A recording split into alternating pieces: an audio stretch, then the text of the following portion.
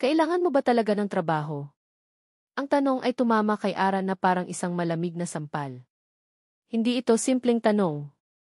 Sa tono ng lalaking nasa harap niya, ito ay isang hamon. Isang pagdududa. Napalunok si Ara, pinipigilan ang panginginig ng kanyang mga kamay na mahigpit na nakakapit sa strap ng kanyang luma ng bag ito na iyon. Ang tiyan niya ay tila may sariling buhay, puno ng kaba at takot. Ang lahat ng kanyang lakas ng loob ay naipon para lamang sa sandaling ito, para lamang makatayo sa loob ng barbershop na ito na amoy luma at maihalong lungkot. Opo, sir. Kailangan ko po.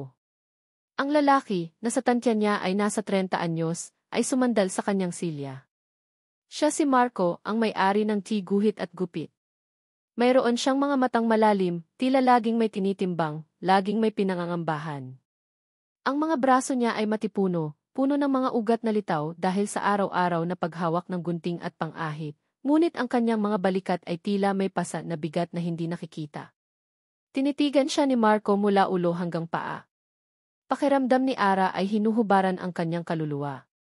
Nakikita ba nito ang desperasyon sa kanyang mga mata? Ang sikretong nagdala sa kanya rito. Ang larawan ng isang babaeng kamukha niya na nakita niya sa isang lumang social media profile, katabi ang lalaking ito, sa isang masayang panahon na matagal nang lumipas. Wala akong malaking maipapasweldo, sabi ni Marco, ang boses ay kasing talas ng kanyang mga gunting. Part-time lang. Tagalinis, taga-ayos, taga-asikaso ng mga customer habang naghihintay. Tumango si Ara ng mabilis, halos masubsob. Okay lang po, sir. Kahit ano po, tatanggapin ko. Isang buntong hininga ang pinakawalan ni Marco. Tumingin ito sa labas, sa abalang kalye ng Quezon City, na para bang naghahanap ng dahilan para tanggihan siya. Sa huli, bumalik ang tingin nito sa kanya.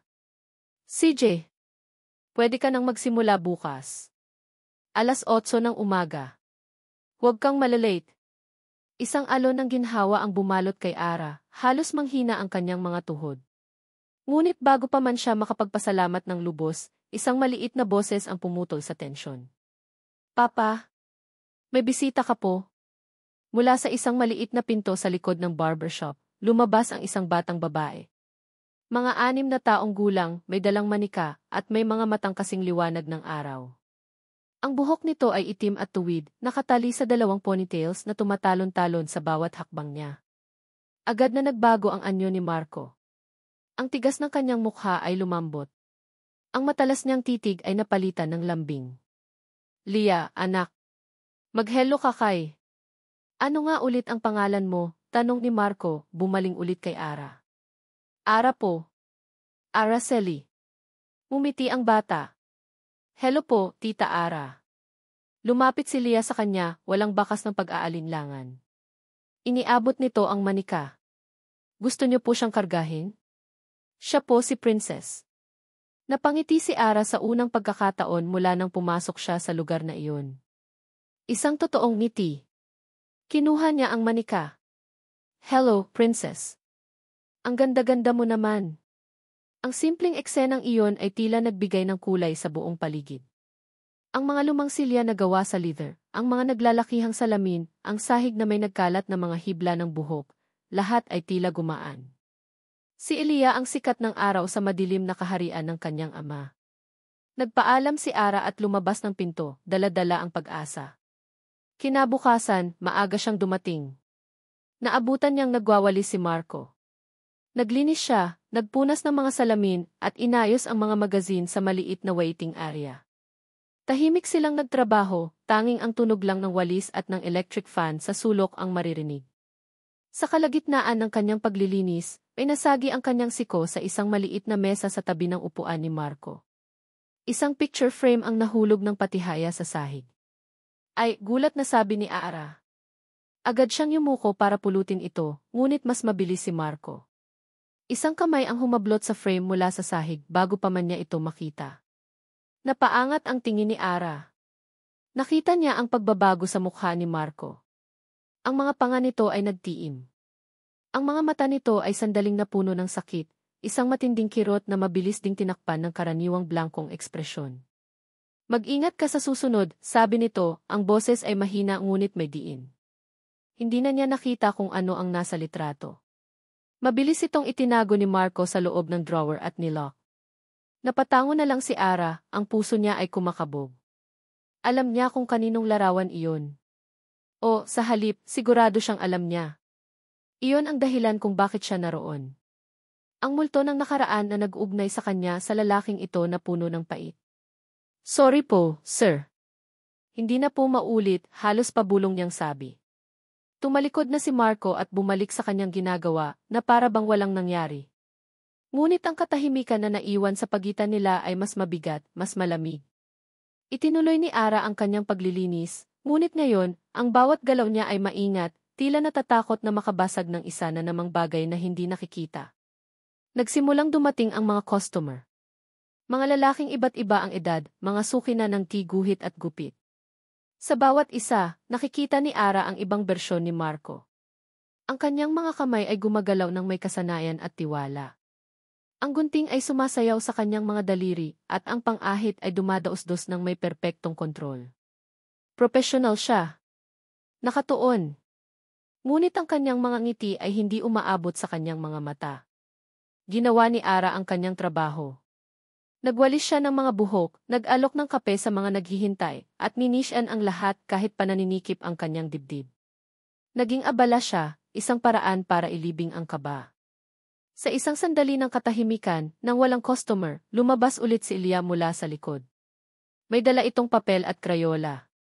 Tita Ara, tingnan niyo po, dinrowing ko si Papa, sabi nito, ipinapakita ang isang stick figure na may malaking ngiti at magulong buhok. Napangiti si Ara. Wow, ang galing-galing mo naman, Lia. Kamukhang-kamukha ni Papa mo. Napatingin si Marco sa kanila. Isang saglit lang, ngunit nahuli ito ni Ara. Sa isang kisap mata, nakita niya ang isang bagay na iba sa karaniwang blankong titig nito. Isang kislap ng ano? Pagtataka? O baka naman pananabik? Isang saglit na paglambot sa kanyang mga mata habang pinapanood ang anak na masayang nakikipag-usap sa isang estranghero. Pero kasing bilis ng paglitaw nito, nawala rin ito. Agad na bumalik ang pader sa pagitan nila. Umiwas ito ng tingin at nagkunwaring abala sa pag-aayos ng mga gamit niya. Lumipas ang maghapon. Naging anino lang si Ara sa loob ng barbershop. Taga-masid. Taga-obserba. Nakita niya kung paano alalayan ni Marco si Ilya sa pagkain ng merienda. Narinig niya ang malambing na boses nito habang binabasahan ng kwento ang anak sa isang sulok kapag walang customer. Ito ang mga tagpong hindi nakikita ng mundo sa labas, ang mga patunay na sa likod ng tigas at pait, may isang amang buong pusong nagmamahal. At sa bawat sandaling iyon, lalong bumibigat ang sikreto sa dibdib ni Ara. Nang sumapit ang alas 5, nagsimula ng magligpit si Marco. Pwede ka nang umuwi, sabi nito, hindi nakatingin sa kanya. Sige po, sir, sagot ni Ara. Nagpunas siya ng kamay at kinuha ang kanyang bag. Ilya, alis na si Tita Ara, ha? Tumakbo si Ilya para yumakap sa kanyang binti. Babay po, Tita Ara. Balik po kayo bukas. Napayuko si Ara at ginulo ang buhok ng bata. Naman. Babalik ako. Nagpaalam siya kay Marco, isang tipid na tango lang ang isinukli nito. Habang naglalakad siya palabas, hindi niya mapigilang lumingon. Naiwan sa isip niya ang imahe ng mag-ama, si Ilya na kumakaway at si Marco na nakatayo sa likod nito, isang matibay na haligi na pilit itinatago ang mga bitak. Pag-uwi ni Ara sa kanyang maliit na inuupahang kwarto, umupo siya sa gilid ng kama. Ang pagod sa kanyang katawan ay walang-wala kumpara sa pagod ng kanyang isip at puso. Ang araw na ito ay mas mahirap kaysa sa inaasahan niya. Ang makita si Marco, ang makilala si Ilya, ginawa nitong mas totoo ang lahat. Mas masakit. Hindi niya namalayang kinuha na pala niya ang kanyang sketchpad at isang lapis. Isang ugali na hindi niya mapigilan kapag nag-uumapaw ang kanyang emosyon. Hinayaan niyang gumalaw ang kanyang kamay. Ang unang guhit, ang hugis ng mukha. Pagkatapos, ang mga mata, malaki, bilog, at puno ng buhay, tulad ng mga mata ni Ilya. Sinunod niya ang maliit na ilong at ang mga labing laging nakangiti. Hindi niya iginuhit ang batang nakita niya kanina lang. Ang iginuguhit niya ay ang alaala ng batang iyon, ang pakiramdam na iniwan nito sa kanya. Isang pakiramdam ng puro at walang halong pag-asa. Sa bawat haplos ng lapis sa papel, nabubuo ang imahe ni Ilya. Sa bawat detalye, tila nababawasan ang bigat sa kanyang dibdib. Dito, sa kanyang sining, malaya siya. Dito, wala siyang itinatagong sikreto. Bumalik sa guhit at gupit tapos nang maglinis si Marco. Akala ni Ara ay umuwi na siya kasunod niya. Ngunit naroon pa rin siya, tinitiyak na nakalock ang lahat. Nakahanda na siyang patayin ang huling ilaw nang may maalala siya. Ang nahulog na picture frame. Binuksan niya ang drawer at kinuha ito. Tinitigan niya ang larawan. Isang babaeng nakangiti, si Isabel. Ang kanyang asawa. Ang ina ni Ilya. Ang babaeng sumira sa kanya. Isang buntong hininga ang kumawala mula sa kanyang dibdib. Ibabalik na sana niya ang frame nang mapansin niya ang isang bagay sa sahig, sa ilalim ng mesang pinaglagyan ni Ara ng bag kanina. Isang maliit na sketchpad. Naiwan ni Ara. Dahan-dahan niya itong pinulot. Nag-aalangan siyang buksan. Isang paglabag sa privacy. Ngunit naig ang kuryosidad na kanina pa niya pinipigilan. Binuklat niya ito sa huling pahina kung saan may guhit. At natigilan siya. Hindi ito isang ordinaryong drawing. Ito ay si Ilya. Ang kanyang Ilya. Pero higit pa roon. Ang bawat linya, bawat anino ay tila may buhay. Nahuli ng lapis ang kislap sa mga mata ng kanyang anak, ang pagiging inosente nito, ang kaligayahang bihira na niyang maibigay. Isang obra na ginawa hindi lang ng kamay kundi ng puso. Napatingin si Marco sa pinto kung saan lumabas si Ara kanina. Ang babaeng iyon, sino ba talaga siya? Hindi niya alam na sa kabilang banda ng lungsod, habang tinatapos ni Ara ang sarili niyang bersyon ng drawing, isang desisyon ang nabubuo sa isip ni Marco. Bukas, kakausapin niya ulit si Ara. Pero sa pagkakataong ito, hindi na tungkol sa trabaho. Hindi makatulog si Marco. Ilang oras na siyang nakahiga sa kama, nakatitig sa kisam, pero ang imahe sa sketchpad ay paulit-ulit na bumabalik sa kanyang isipan. Ang guhit ng kanyang anak. Ang guhit ni Ara. Bumangon siya at marahang lumabas ng kwarto, sinisigurong hindi magigising si Ilya. Pumunta siya sa sala kung saan naiwan ang sketchpad sa ibabaw ng mesa. Kinuha niya ito at muling tinitigan sa ilalim ng malamlam na ilaw mula sa bintana. Perpekto. Masyadong perpekto. Hindi lang ito basta kopya ng mukha ni Ilya. Nahuli ni Ara ang lahat. Ang bahagyang pag-angat ng isang sulok ng labi ni Ilya kapag natutuwa ito. Ang kislap sa mga mata nito na parabang laging may magandang sikretong nalalaman. Ang pagiging payapa ng mukha nito kapag nakatingin lang sa kawalan. Mga detalyeng akala niya ay siya lang, bilang ama, ang nakakapansin. Sino ka ba talaga, Ara? Iyon ang tanong na bumabagabag sa kanya. Isang babaeng nag-apply ng trabaho dahil kailangan na kailangan niya. Isang babaeng simple manamit, magalang magsalita, at tila laging natatakot makasakit ng damdamin. Paanong ang isang tulad niya ay may ganitong klaseng talento? At bakit ang anak niya ang napili niyang iguhit? Naalala niya ang biglaang pagbagsak ng picture frame kanina. Ang panandaliang takot sa mga mata ni Ara. Ang mabilis niyang pag-iwas. Pinagmasdan niya ang sariling mga kamay. Ang mga kamay na ito ang bumuhay kay Ilya mula nang iwan sila ni Isabel. Ang mga kamay na ito ang nagpakain, nagpaligo at nag-alaga sa kanya. Ngunit ang mga kamay ni Ara, sa loob lamang ng isang araw, ay nagawa ang isang bagay na hindi niya kailanman nagawa, ang ikulong ang kaluluwa ng kanyang anak sa isang pirasong papel. Isang pamilyar na pait ang gumapang sa kanyang lalamunan. Ang alaala ni Isabel. Ang mga pangako. Ang matatamis na salita. At pagkatapos ang biglaang paglisan. Iniwan siya na wasak na may isang sanggol na umiiyak sa kanyang mga bisig. Mula noon, nagtayo siya ng pader sa paligid ng kanyang puso. Isang pader na matibay at mataas. Walang sinuman ang pinapapasok niya, lalo na ang isang babae. Itinabi niya ang sketchpad. Isang bahagi niya ang nagsasabing isauli ito bukas at kalimutan na ang lahat. Ngunit ang isa pang bahagi, isang bahaging matagal na niyang ibinaon, ay nag-udyok sa kanya na alamin ang higit pa. Kinabukasan, mas maaga siyang pumasok sa barbershop. Dala niya ang sketchpad, maingat na itinago sa ilalim ng counter. Nang dumating si Ara, mas naging malamig ang pakikitungo niya. Isang tipid na "good morning" kilang ang kanyang sinabi. Naramdaman niyang kailangan niyang ibalik ang distansya sa pagitan nila. Naramdaman ito ni Ara. Halata sa bawat galaw niya na siya ay nag-aalangan. Mas maingat, mas tahimik. Ilang beses niyang sinubukang magsalita, ngunit tumitiklop din agad ang dila kapag nakikita ang seryosong mukha ni Marco. Lumipas ang ilang oras na puno ng nakabibinging katahimikan. Sa wakas, nang wala ng customer, nilakasan ni Ara ang kanyang loob. Lumapit siya sa counter, ang mga kamay ay pinaglalaruan ang lailayan ng kanyang damit. Sir Marco, panimula niya, ang boses ay nanginginig. Pasensya na po sa abala, pero may naiwan po yata akong gamit kahapon. Tumingin lang si Marco sa kanya, hindi nagsasalita, hinahayaang mabitin sa ere ang kanyang mga salita. Napalunok si Ara. Isang-isang sketchpad po. Maliit lang. Nakita niyo po ba? Dahan-dahan, kinuha ni Marco ang sketchpad mula sa ilalim ng counter at ipinatong ito sa ibabaw. Ang mukha ni Ara ay biglang namutla, na para bang nakakita ng multo. Ang kanyang mga mata ay nanlaki sa takot. Nakita niya. Nakita ng suplado at misteryoso niyang boss ang pinakatatago niyang mundo. Sir! Nako, pasensya na po talaga, sunod-sunod niyang sabi, halos hindi na makahinga.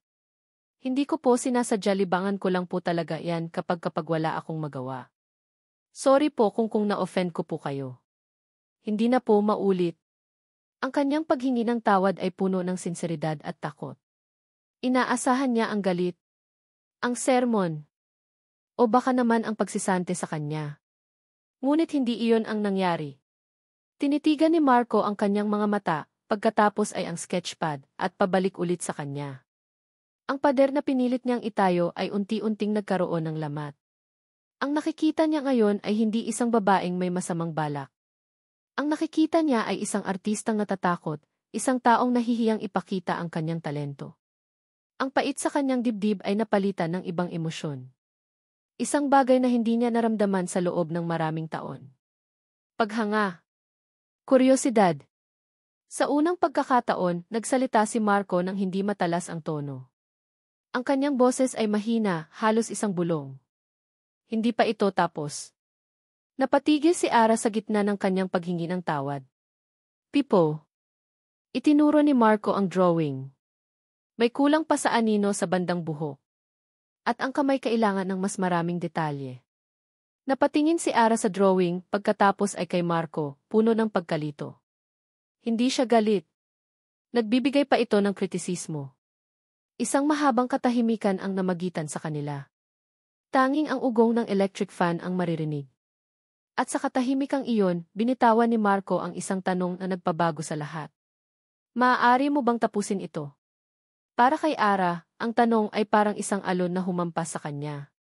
Puno ng pagkabigla. Puno ng hindi inaasahang pagtanggap. Napatango na lang siya, hindi makapagsalita. Isang maliit, halos hindi kapansin-pansing ngiti ang sumilay sa labi ni Marco. Isang ngiting hindi umabot sa kanyang mga mata, pero isang ngiti pa rin. Isang simula. Ngunit ang marupok na sandaling iyon ay biglang nabasag. Isang tunog ng mamahaling sasakyan ang huminto sa tapat ng tiguhit at gupit. Ang makina nito ay umugong ng may otoridad bago tuluyang mamatay. Parehong napalingon sina Marco at Ara sa labas. Isang itim na luxury sedan, makintab na para bang hindi pa nadadapuan ng alikabok ng Maynila. Bumukas ang pinto sa passenger side. Dahan-dahang lumabas ang isang babaeng nasa mga 60 anyos. Ang kanyang suot ay isang itim na bestida na simple ngunit halatang mahal. Ang kanyang buhok ay perpektong nakaayos. Ang kanyang mukha ay nakatago sa likod ng malalaking itim na salamin. Tumayo siya sa kalsada, ang kanyang tindig ay matigas at puno ng kapangyarihan. Tumingala siya at tiningnan ang karatula ng barbershop. Ang kanyang mga labi ay kumibot pababa, isang ekspresyon ng matinding pagkamuhi at pagkasuklam. Ang tunog ng kampana sa pinto ay hindi kailanman naging ganoon kalakas.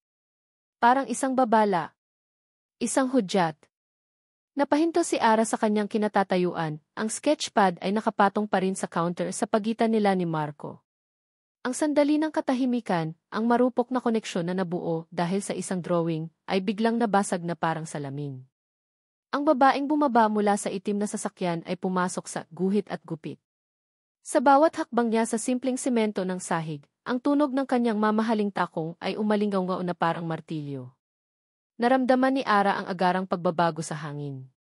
Ang amoy ng pulbos at shaving cream ay biglang nahaluan ng mamahaling pabango, isang amoy na hindi nababagay sa lugar. Parang isang reyna na sa pilitang pumasok sa kubo ng isang alipin. Pero ang pinakamatindi sa lahat ay ang pagbabago kay Marco. Ang bahagyang paglambot sa kanyang mukha ay naglaho. Sa isang iglap, bumalik ang pader sa paligid niya, mas mataas at mas matibay kaysa dati.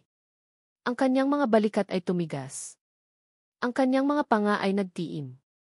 Ang kanyang mga mata, na kanina lang ay may bahid ng paghanga, ay naging 2 piraso ng matigas at malamig na bato. Dumaan ang tingin ng babae kay Ara na para bang isa lang siyang muebles, isang bagay na walang halaga. Ang buong atensyon nito ay nakatuon kay Marco. Marco, sabi ng babae, tinatanggal ang kanyang salamin. Ang kanyang mga mata ay kasing talas ng kanyang boses. Mapanghusga. Malamig.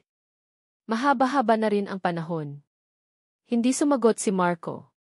Tinitigan lang niya ito, ang kanyang buong katawan ay alerto, na parang isang hayop na handang protektahan ang kanyang teritoryo. Si Ara, sa kabilang banda, ay gustong maglaho. Pakiramdam niya ay nakikiusyoso siya sa isang pribadong digmaan. Ang bigat sa ere ay halos hindi niya kayang dalhin. Mumisi ang babae, isang ngising hindi umabot sa kanyang mga mata. Hindi ka man lang ba mag-aalok ng upuan sa lola ng anak mo? Lola! Ang salitang iyon ay tumama kay Ara na parang kidlat. Ito na. Ang lola. Ang ina ni Isabel. Ang babaeng mula sa makapangyarihang pamilya na kinamumuhian si Marco. Doña Elena Villaroman. Wala kang anak dito. At lalong wala kang apo, sagot ni Marco, ang bawat salita ay mabagal at may diin. Ang boses niya ay walang emosyon, pero ramdam ni Ara ang kumukulong galit sa ilalim nito. Tumawa si Doña Elena, isang tawang mapakla. Huwag kang mag-alala, hindi ako naparito para sa iyo. Nasaan si Amelia? Nasaan ang apo ko? Ang pangalan niya ay Lia, mariing pagtatama ni Marco. At wala kang karapatang makita siya. Nilibot ni Doña Elena ang tingin sa paligid ng barbershop. Sa mga lumang silya, sa mga nagkalat na magazine, sa sahig na kailangan ng kumpunihin. Ang kanyang mukha ay puno ng pagkasuklam. Kaya pala ayaw mo siyang ipakita sa akin, sabi niya, ang tono ay puno ng pang-aalipusta. Dahil ikinahihiya mo kung saan mo pinalalaki ang isang Villaroman. Sa isang lugar na amoy pawis at pang-ahit. Ganito na lang ba ang apo ko, Marco? Isang batang lumalaki sa isang barberya? Masaya si Lia dito, halos pasigaw na sagot ni Marco, ang kontrol niya ay unti-unti nang nawawala. Masaya siya sa akin. Hindi niya kailangan ang kahit anong galing sa inyo. Hindi namin kailangan ang pera niyo. Pera? Ito ba ay tungkol sa pera? Muling tumawa si Doña Elena. Hindi, Marco. Ito ay tungkol sa dugo. Sa dangal. Isang Villaroman ang apo ko, at hindi ako papayag na lumaki siyang tulad mo. Bawat salita ay parang isang suntok na diretsong tumatama kay Marco. Nakikita ni Ara ang panginginig ng mga kamao nito sa kanyang tagiliran. Nakikita niya ang sakit sa mga mata nito na pilit tinatakpan ng galit. Ang puso ni Ara ay naninikip para sa kanya. Gusto niyang sumigaw, gusto niyang ipagtanggol ang lalaking halos hindi pa niya kilala. Wala kang karapatan dito, ulit ni Marco, ang boses niya ngayon ay mas mahina, ngunit mas puno ng determinasyon. Umalis ka na. Sa tingin mo ba ay susunod ako sa iyo? Humakbang si Doña Elena palapit sa counter, ang kanyang mga mata ay direktang nakatitig kay Marco. Pagkatapos, sa isang mabilis na kilos, ibinato niya ang isang makapal na brown folder sa ibabaw ng counter. Ito ay lumapag ng may malakas na kalabog, ilang pulgada lang mula sa sketchpad ni Ara. Napaurong si Ara sa gulat. Ano yan? Tanong ni Marco. Isang matagumpay na ngiti ang sumilay sa mga labi ni Doña Elena. Basahin mo. Yan ang petisyon ko para makuha ang full custody ng apo ko. Naka-file na. May mga litrato ng tirahan ninyo. May mga testimonya tungkol sa kakayahan mong mag-alaga ng bata bilang isang single father na nagtatrabaho mag-isa. Lahat ng kailangan ng korte para makita na hindi ka karapat-dapat. Tumingin si Marco sa folder na parabang ito ay isang ahas na handang tumuklaw. Ang kulay ay nawala sa kanyang mukha. Tingnan natin kung ano ang sasabihin ng korte tungkol dyan, sabi ni Doña Elena, ang kanyang boses ay puno ng lason at tagumpay. Isinuot niyang muli ang kanyang salamin, ang kanyang misyon ay tapos na. Tumalikod siya at naglakad palabas, ang tunog ng kanyang mga takong ay muling umalingaungaw.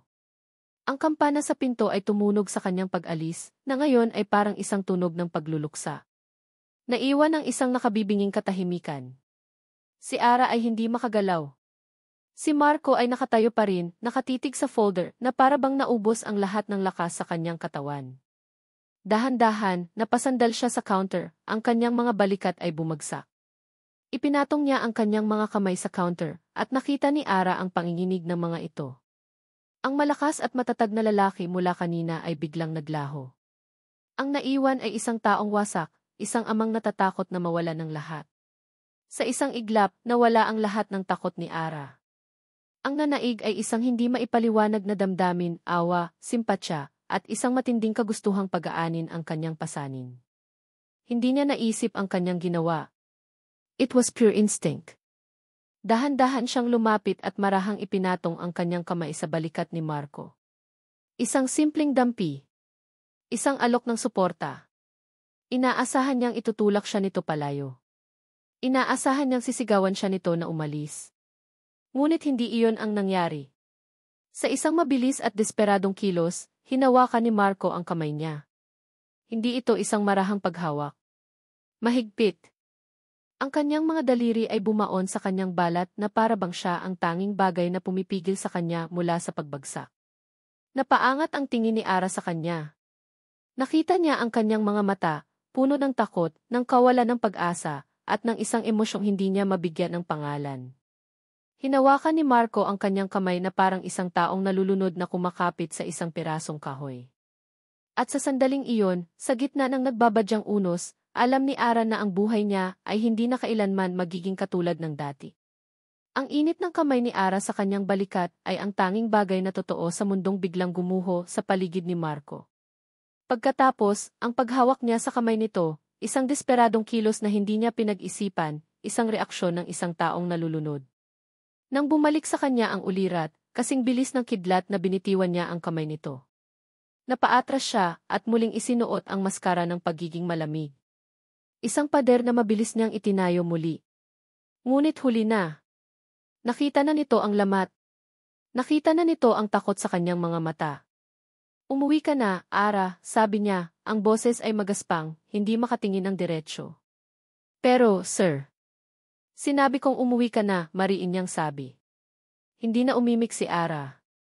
Kinuha nito ang kanyang mga gamit at tahimik na lumabas. Ang tunog ng kampana sa pinto ay tila isang malungkot na paalam. Nang mag-isa na lang siya, napasuntok si Marco sa counter. Hindi dahil sa galit, kundi dahil sa pagkabigo. Pagkabigo sa sarili. Bakit niya hinayaang makita siya ng babaeng iyon sa ganoong estado? Tinitigan niya ang brown folder. Dahan-dahan, binuksan niya ito. Ang mga kamay niya ay nanginginig. Nandoon ang lahat. Mga litratong kinunan mula sa malayo, si Elia na naglalaro sa maruming bangketa, ang itsura ng barbershop na tila luma at hindi ligtas. May mga testimonya mula sa mga taong hindi niya kilala, nagsasabing pabaya siyang ama. Kasinungalingan. Lahat ay kasinungalingan, pero nakasulat sa opisyal na papel, tila mga katotohanang hindi mapabubulaanan. Naramdaman niya ang pag-akyat ng asido sa kanyang lalamunan. Ito ang digmaan ni Doña Elena. Hindi ito patas. Ito ay marumi. Kinabukasan, nagsimula ang tunay na laban. Isang araw, habang abala siya sa paggupit sa isang customer, dalawang babae ang pumasok. Nakauniporme. Mula sa Department of Social Welfare and Development. Marco Sandoval, tanong ng isa, ang boses ay formal at walang emosyon. Natigilan si Marco, ang gunting ay nanigas sa kanyang kamay. Tumango siya. May natanggap po kaming report. Kailangan po naming magsagawa ng isang surprise home visit para i-assess ang living conditions ng inyong anak, si Amelia. Ang buong barbershop ay natahimik. Ang mga customer ay nagkatinginan. Si Ara, na nagwawali sa isang sulok, ay napahinto. Dito kami nakatira, sabi ni Marco, pilit pinapakalma ang sarili. Pumasok sila sa maliit na espasyo sa likod na nagsisilbing kanilang tirahan. Simple lang ito pero malinis. Laging sinisiguro ni Marco na malinis. Ngunit ang mga mata ng social worker ay tila naghahanap ng dumi. Sapat po ba ang kinikita ninyo dito para suportahan ang inyong anak? Tanong ng isa. Sino po ang nag-aalaga sa kanya habang may ginugupitan kayo? Paano niyo po nasisiguro ang kanyang kaligtasan? Mga tanong na parang patalim. Bawat isa ay idinisenyo para ipamukha sa kanya na siya ay nagkukulang. Sinagot niya ang lahat ng may dignidad, pero sa loob-loob niya, dinudurog siya. Si Ara, sa kabilang banda, ay tahimik na kinuha si Elia at dinala sa isang sulok para maglaro, inilalayo ang bata sa tensyon. Nagpapasalamat si Marco sa maliit na bagay na iyon. Nang makaalis ang mga social worker, naiwan ang isang mabigat na pakiramdam. Ang mga dating palakaibigang mata ng kanyang mga kapitbahay ay may bahid na ngayon ng pagdududa.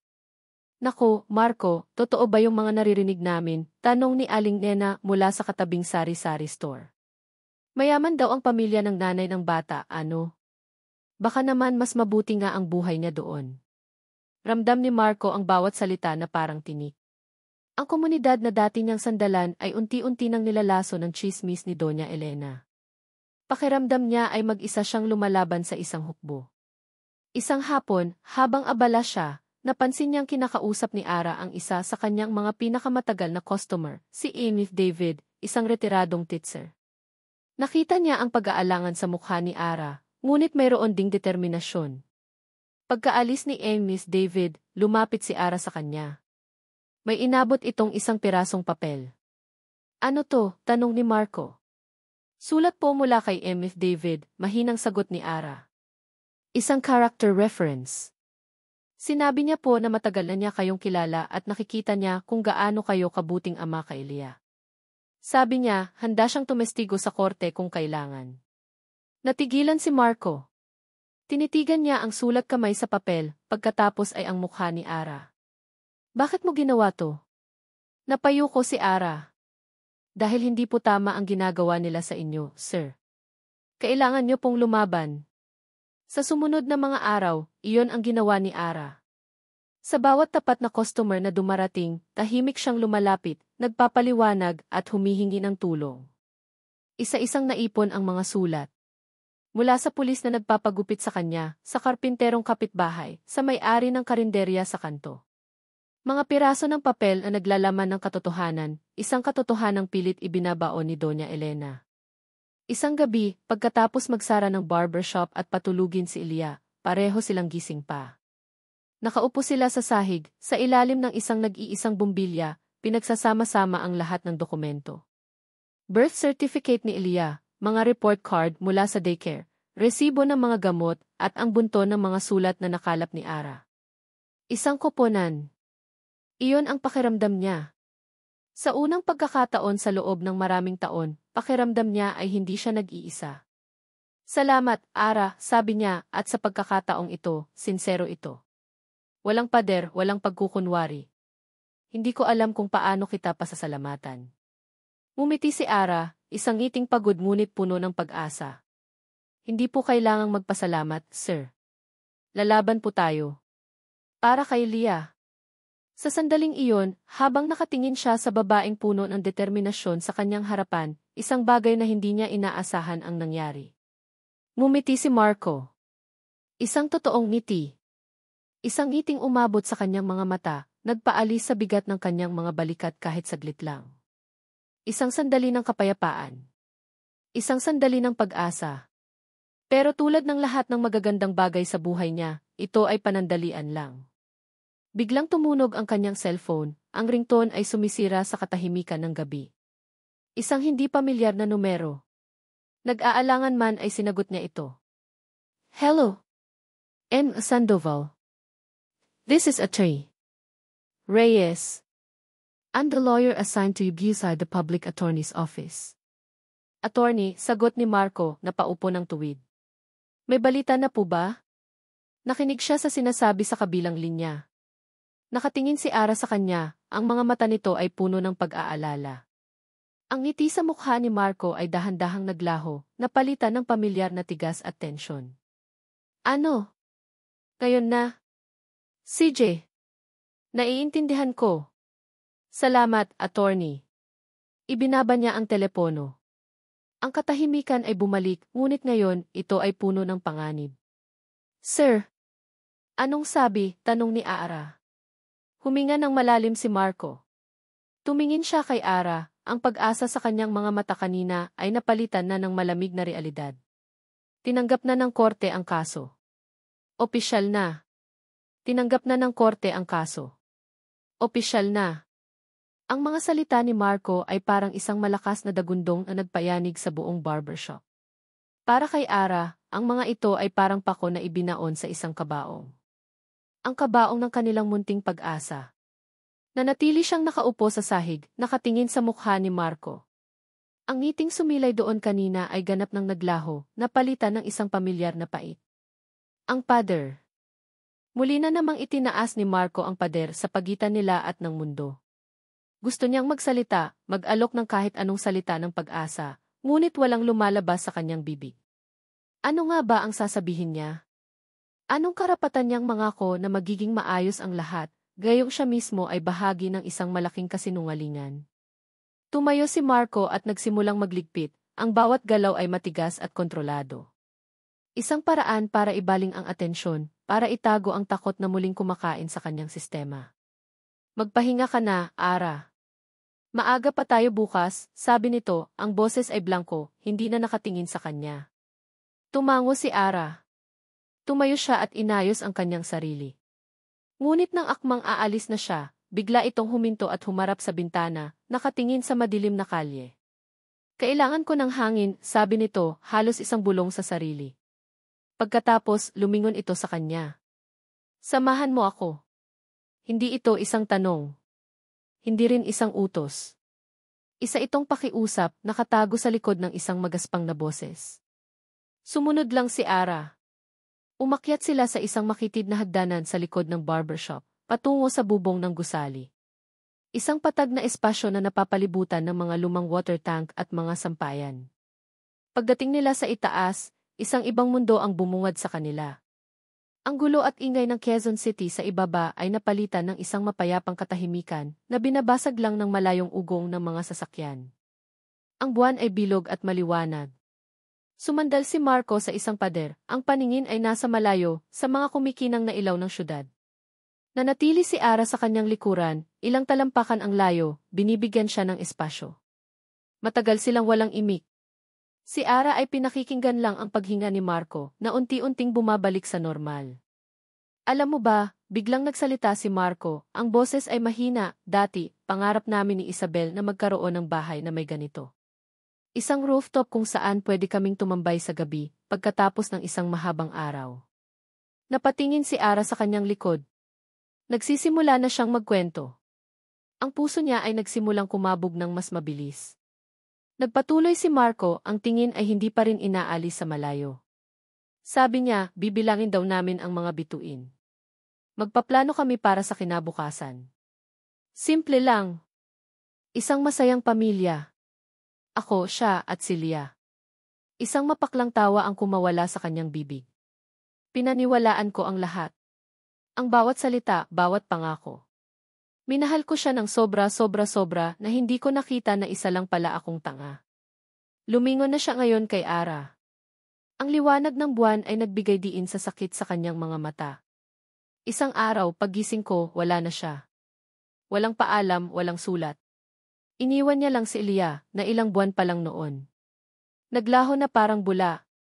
At ang tanging sinabi ng nanay niya ay sumama na daw sa ibang lalaki. Mas mayaman.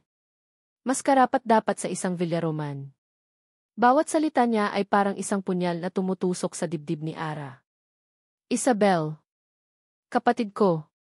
Ang mga salitang iyon ay sumisigaw sa kanyang isipan. Ang sakit na nararamdaman ni Marco ay doble ang epekto sa kanya, dahil alam niyang may kaugnayan siya sa babaeng nagdulot nito. Ang konsensya niya ay parang isang halimaw na unti-unting gumigising. Mula noon, pagpapatuloy ni Marco, ipinangako ko sa sarili ko na hindi na ako muling magtitiwala. Si Lea na lang ang buhay ko. Siya na lang ang mahalaga. Ang lahat ng iba pa wala ng kwenta. Lumapit siya kay Ara, ang kanyang mga mata ay nakatitig ng diretso sa kanya. Ang distansya sa pagitan nila ay unti-unti nang nawawala. Pero dumating ka. Ang tatlong salitang iyon ay nagpabingi sa kanya. Dumating ka, at sa unang pagkakataon sa loob ng 6 na taon, nakaramdam ako ng hindi ko alam pag-asa. Huminga siya ng malalim. Salamat, Ara. Hindi ko alam ang gagawin ko kung wala ka.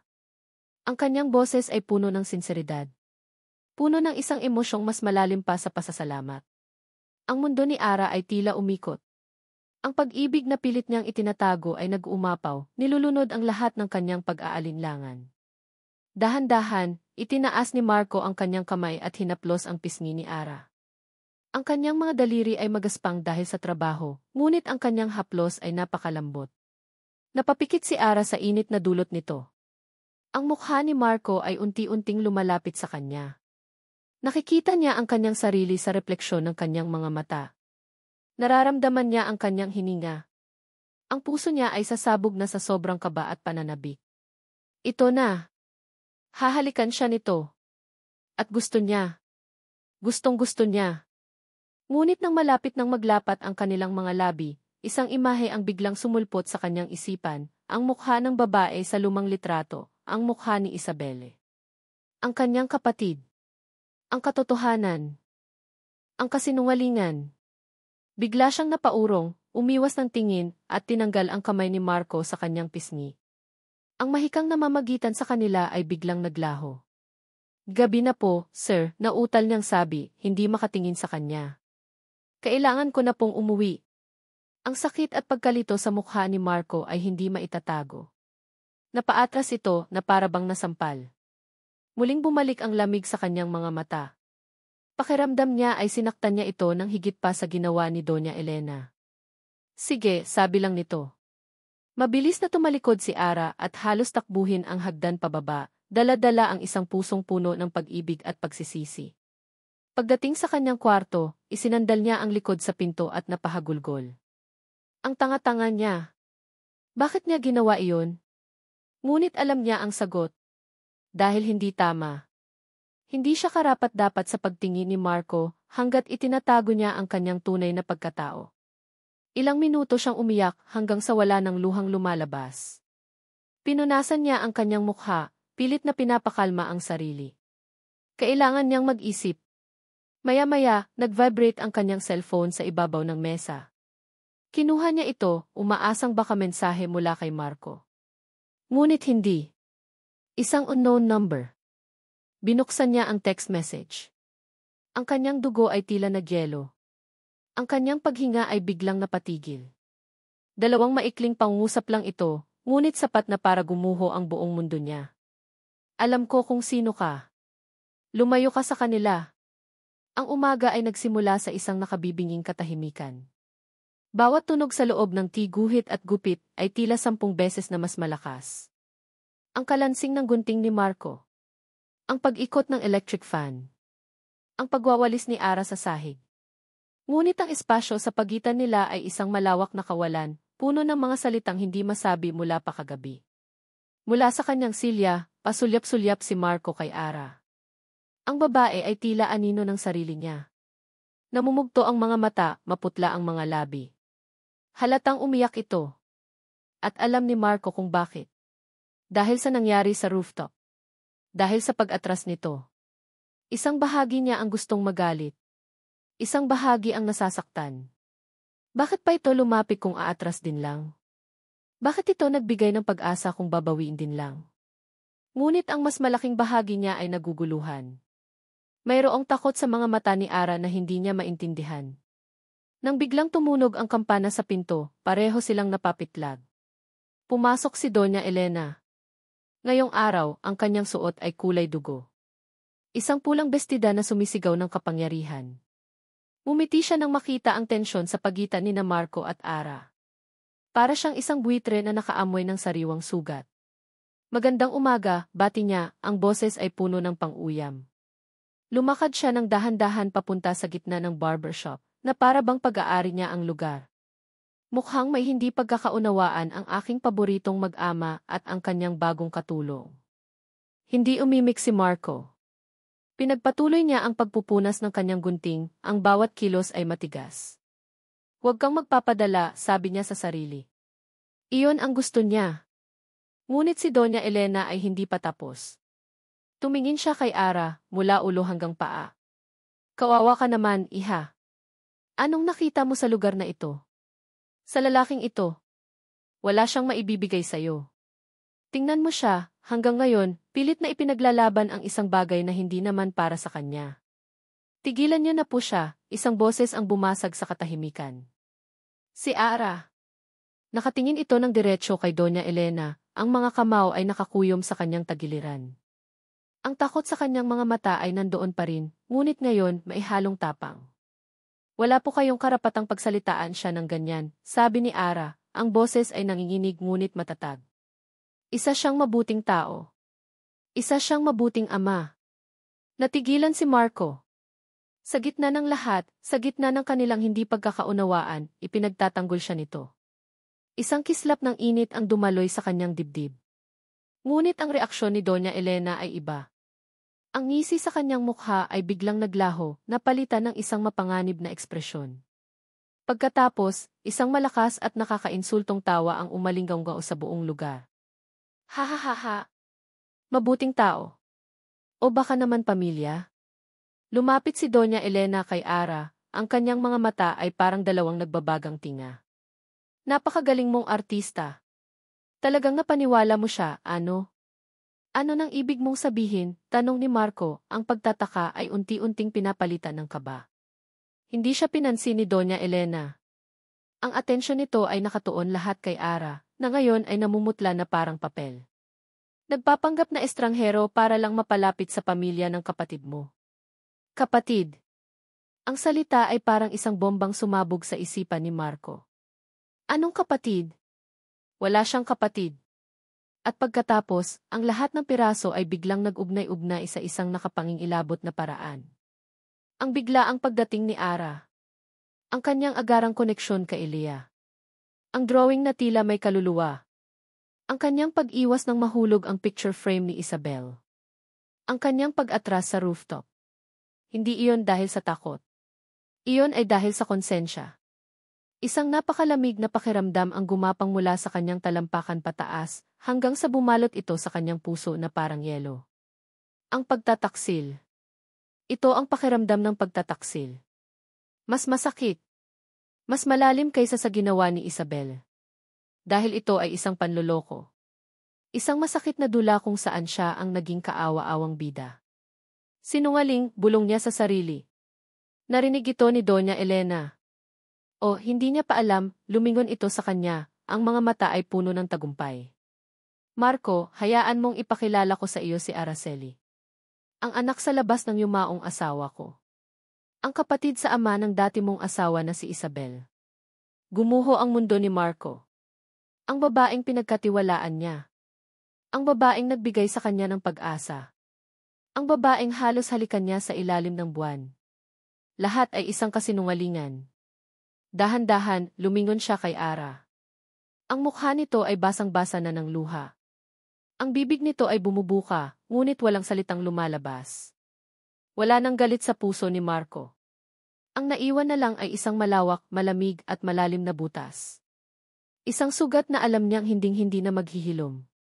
Ang kanyang boses, nang sa wakas ay lumabas ito, ay kalmado. Isang nakakatakot na kalmado.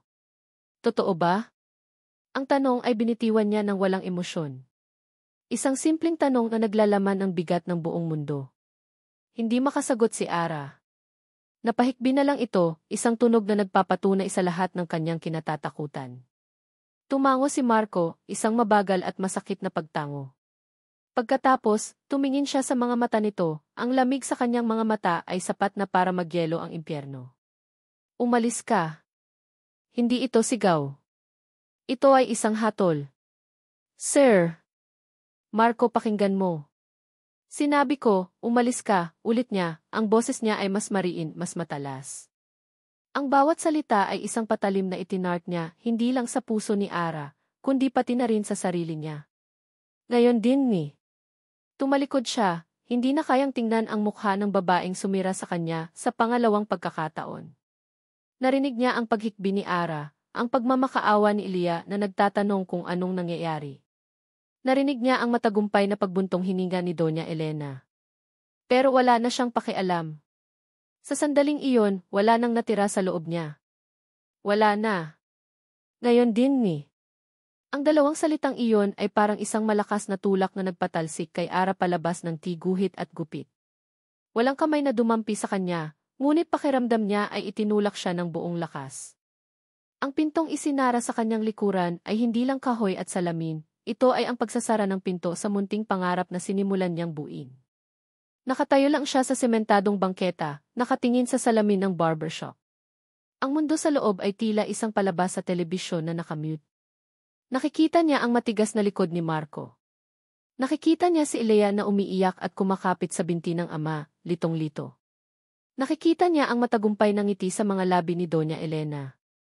At siya. Nasa labas siya.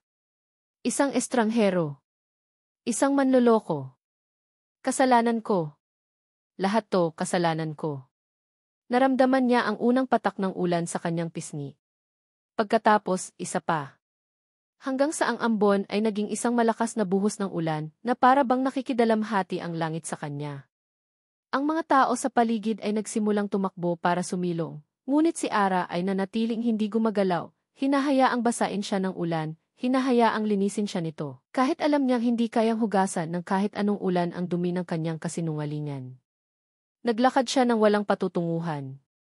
Ang mga paa niya ang nagdadala sa kanya, habang ang isip niya ay lumulutang sa dagat ng pagsisisi. Bawat sasakyang dumadaan ay sumasalamin sa basang kalsada. Bawat busina ay parang isang sigaw ng panunumbat. Inilabas niya ang kanyang cellphone, ang screen ay nababasa ng ulan. Ginamit niya ang nanginginig niyang mga daliri para ideal ang numero ni Marco. Nagring ito ng isang beses. 2. 3. Pagkatapos ang tunog ng pag-end ng tawag. Ibinaba siya nito. Muli niyang sinubukan. Sa pagkakataong ito, diretso na sa voicemail. Binablock na siya. Ang sakit. Parang isang pisikal na suntok sa kanyang tiyan. Ang paghinga niya ay naging isang hikbi. Nag-type siya ng isang mensahe, ang mga daliri niya ay nanginginig sa lamig at sa bigat ng kanyang emosyon. Marco, patawarin mo ako. Hindi ko intensyon na lokohin ka. Nagsinungaling ako, pero ang lahat ng naramdaman ko, ang lahat ng ginawa ko para sa inyo ni Ilya, totoo yon. Maniwala ka sa akin, pakiusap. Totoo yon. Hindi ko alam kung paano sasabihin sa'yo. Natakot ako. Patawad. Sinend niya ito. At naghintay. Ilang minuto siyang nakatayo sa gitna ng ulan, nakatitig sa kanyang cellphone na para bang ito ang kanyang huling pag-asa. Pagkatapos, lumitaw ito. Ang dalawang asul na checkmark at ang isang salita sa ilalim. Seen. Iyon lang. Walang sagot. Isang pagkilala na nabasa niya ang kanyang pagmamakaawa at pinili pa ring manahimik. Iyon ang pinakamasakit sa lahat. Ang katahimikan ay mas malupit kaysa sa anumang masasakit na salita. Isinuksok niya ang cellphone sa kanyang bulsa at napasandal sa isang pader, napahagulgol ng walang tunog. Tanging ang ulan lang ang nakakarinig sa kanyang pag-iyak. Bigla, isang alaala ang bumalik sa kanya. Isang imahe ng kanyang ina, maraming taon na ang nakalipas. Nakaupo ito sa kanilang kusina, nakatingin sa labas ng bintana, habang umuulan din si Ara ay bata pa noon, ngunit tandang-tanda niya ang lungkot sa mga mata ng kanyang ina. Bakit po kayo malungkot, Nay? Tanong niya noon. Hinaplos ng kanyang ina ang kanyang buhok. May mga tao, anak, na kahit anong gawin mo, hindi ka nila tatanggapin. Dahil sa isip nila, isa ka lang pagkakamali. Hindi niya naintindihan noon. Pero ngayon, naiintindihan na niya. Ramdam na ramdam niya. Ang pagiging anak sa labas. Ang pagiging isang sikretong dapat itago. Ang sakit na dinanas ng kanyang ina sa kamay ng mga Villaroman ay ang parehong sakit na nararanasan niya ngayon. Ang kasaysayan ay umuulit. Siya ay naging ang kanyang ina. Isang pagkakamali. Isang babaeng itinataboy. Ang realisasyong iyon ang nagbigay sa kanya ng isang malinaw na desisyon. Hindi siya pwedeng manatili dito. Wala na siyang lugar sa syudad na ito. Wala na siyang lugar sa buhay ni Marco.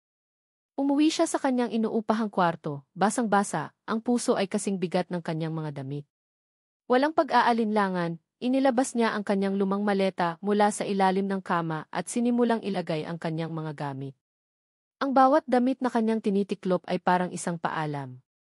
Paalam sa kanyang trabaho. Paalam kay Leah. Paalam kay Marco. Nang buksan niya ang isang maliit na bowl kung saan nakatago ang kanyang mga importanteng dokumento, nahagip ng kanyang kamay ang isang bunton ng mga lumang liham. Mga sulat ng kanyang ina na itinago niya. Kumuha siya ng isa. Ang sobre ay luman na at naninilaw. Binuksan niya ito, balak lang na muling sariwain ang sulat kamay ng ina. Ngunit habang binabasa niya ang mga pamilyar na salita, may isang pangungusap sa dulo na hindi niya napansin noon, o baka hindi niya lang binigyan ng importansya. Sana balang araw, maintindihan mo, anak. Ang tanging dahilan kung bakit hindi ako lumaban para sa ama mo ay dahil sa sikretong sinabi niya sa akin. Isang sikreto tungkol kay Isabel, ang kanyang panganay na anak. Isang pasanin daw ito na kailangang ayusin ni Doña Elena sa paraang brutal para lang maprotektahan ang pangalan ng pamilya. Hindi ko na nalaman kung ano iyon. Pero iyon ang nagpatakot sa akin. Napatigil si Ara sa pagbabasa. Ang kanyang mga luha ay biglang natuyo. Ang kanyang puso, na kanina lang ay wasak at sumusuko, ay biglang nagsimulang tumibok ng may ibang ritmo. Isang sikreto. Isang pasanin. Isang bagay na brutal. Hindi ito tungkol sa kanya. Hindi ito tungkol sa kanyang ina. Ito ay tungkol kay Isabel. Hawak-hawak ang sulat, tumingin si Ara sa labas ng bintana. Ang ulan ay tumila na. At sa pagtigil ng ulan, isang bagong apoy ang nagsimulang mag-alab sa loob niya. Maaaring tumakbo siya palayo sa kanyang sariling sakit. Pero hindi siya pwedeng tumakbo palayo sa katotohanan. Ang barbershop ay hindi na pareho. Ilang araw na ang lumipas mula nang palayasin niya si Ara, ngunit ang multo nito ay nananatili sa bawat sulok. Ang hangin ay mas mabigat. Ang katahimikan ay mas malalim. Ang kulay ng mundo ay tila kumupas. Para kay Marco, ang bawat araw ay isang laban. Isang laban-laban sa alaala. Naaalala niya ang ngiti nito habang nagwawalis. Ang tunog ng kanyang pagtawa kapag nakikipaglaro kay Leah. Ang itsura ng kanyang mga mata sa rooftop, ilang sandali bago niya ito sirain. Ang sakit ay parang isang lagnat na hindi gumagaling. Sa araw, itinatago niya ito sa likod ng isang blangkong mukha habang naggugupit. Ngunit sa gabi, kapag tulog na si Leah at siya na lang ang gising, doon siya inaatake. Ang pagtataksil. Iyon ang salitang paulit-ulit na tumatakbo sa kanyang isipan. Niloko siya. Ginamit siya. Pinagmukha siyang tanga sa pangalawang pagkakataon. At ang galit na iyon ang naging kanyang kalasag. Ang galit na iyon ang tanging bagay na pumipigil sa kanya mula sa tuluyang pagbagsak. Dahil sa galit, hindi na niya inayos ang mga papel na pinagpuyatan nilang dalawa. Ang mga sulat ng suporta mula sa kanyang mga customer ay nakatambak lang sa isang sulok na babalutan na ng alikabok. Para saan pa? Ang babaeng tumulong sa kanya na makuha ang mga iyon ay bahagi rin ng panloloko. Dahil sa galit, naging pabaya siya. Ang barbershop na dati ilaging malinis ay naging magulo. Ang mga nagupit na buhok ay mas matagal bago walisin. Ang mga tasa ng kape ay naiiwang hindi nahuhugasan. Ngunit ang pinakamasakit sa lahat ay ang epekto nito kay Leah. Papa, nasaan po si Tita Ara? Tanong ng bata isang umaga habang nagsusuklay. Hindi na po ba siya babalik? Hindi na, sagot ni Marco, ang boses ay mas matigas kaysa sa kanyang intensyon. Huwag mo na siyang isipin. Pero namimiss ko na po siya, sabi ni Leah, ang mga mata ay nagsisimula ng mamasa. Masaya po ako kapag nandito siya. Hindi makasagot si Marco. Sa halip, tumalikod siya at nagkunwaring abala. Bawat pagbanggit ni Leah sa pangalan ni Ara ay parang isang karayom na tumutusok sa kanyang puso. Ang pagiging iritable niya ay naging dahilan para iwasan na siya ng kanyang mga suki. Mas kaunti na ang mga customer. Mas humihina ang kita. At sa bawat gabing dumaraan, ang solusyon niya ay isang bote ng beer. Pagkatapos ay dalawa. Hanggang sa hindi na niya namamalayan na nakakatulog na lang siya sa upuan, sa gitna ng kadiliman at kalasingan. Hindi niya alam na sa labas, ang mga mata ni Doña Elena ay laging nakamasid. Isang araw, tumawag ang kanyang abogado mula sa sing. Ang boses nito sa kabilang linya ay mababa at puno ng pagkadismaya. Sandoval, may problema tayo, sabi ni Atty. Reyes. Nakatanggap ang korte ng mga bagong ebidensya mula sa kampo ni Eric Villaroman. Anong ebidensya? Tanong ni Marco, ang puso niya ay biglang kumabog. Mga litrato. Mga litrato ninyo nakuha nitong mga nakaraang araw. Lasing, natutulog sa upuan. At mga litrato ng barbershop na pasensya na sa salita, pero mukhang napabayaan. May testimonya rin mula sa isang kapitbahay na nagsasabing palagi na lang umiiyak ang anak ninyo.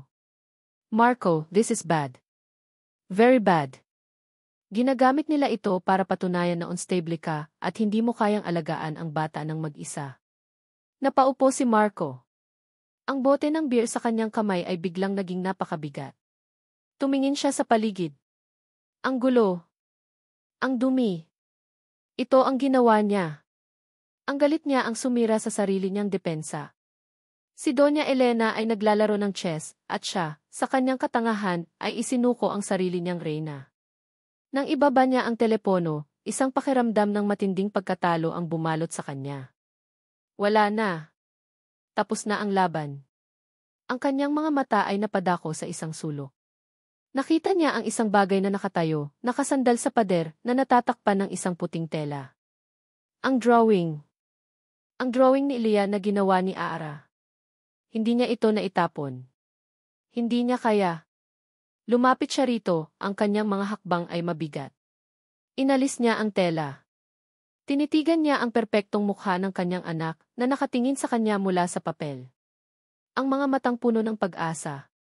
Isang alon ng galit at sakit ang muling bumuhos sa kanya. Manloloko, sigaw niya, ang boses ay basag.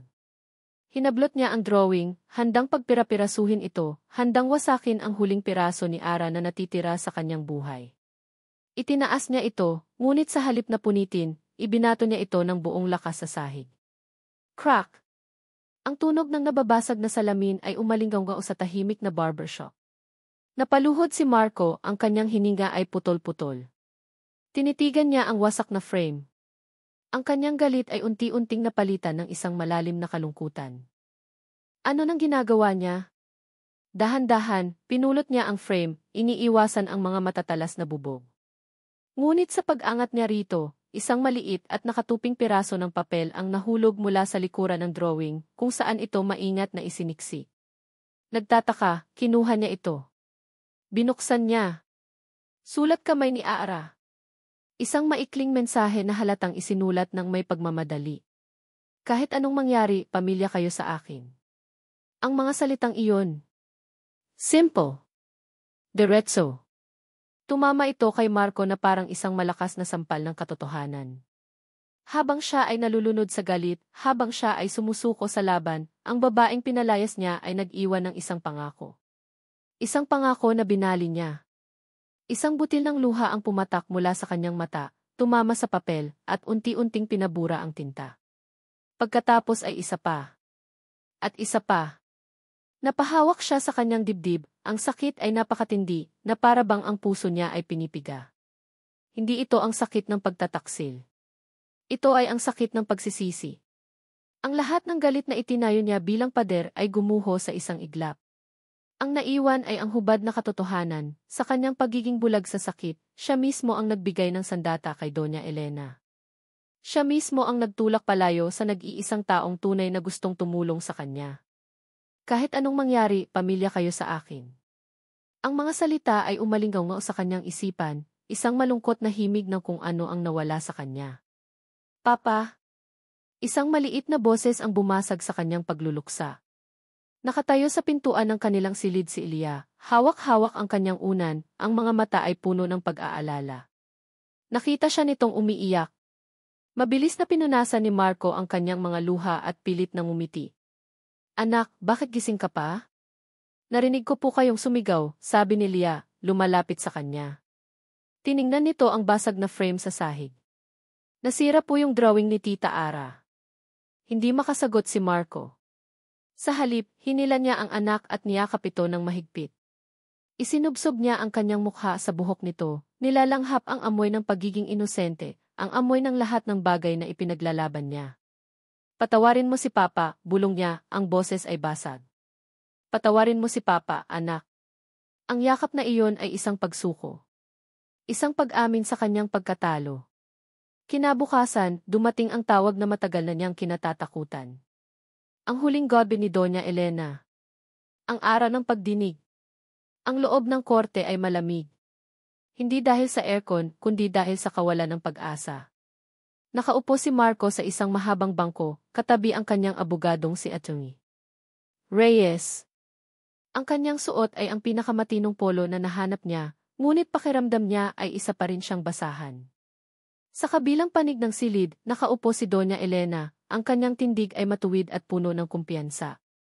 Katabi niya ang isang pulutong ng mga abogadong naka-Amerikana. Isang hukbo laban sa isang nag-iisang sundalo.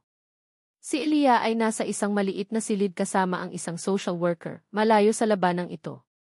Pero ramdam ni Marco ang kanyang presensya. Para sa kanya ang lahat ng ito. Ang pagdinig ay mabilis. Masyadong mabilis. Ang abogado ni Doña Elena ay tumayo, ang boses nito ay malakas at puno ng otoridad. Isa-isa niyang iprinisenta ang mga ebidensya. Ang mga litrato ng magulong barbershop. Ang mga litrato ni Marco na lasing. Ang mga peking testimonya.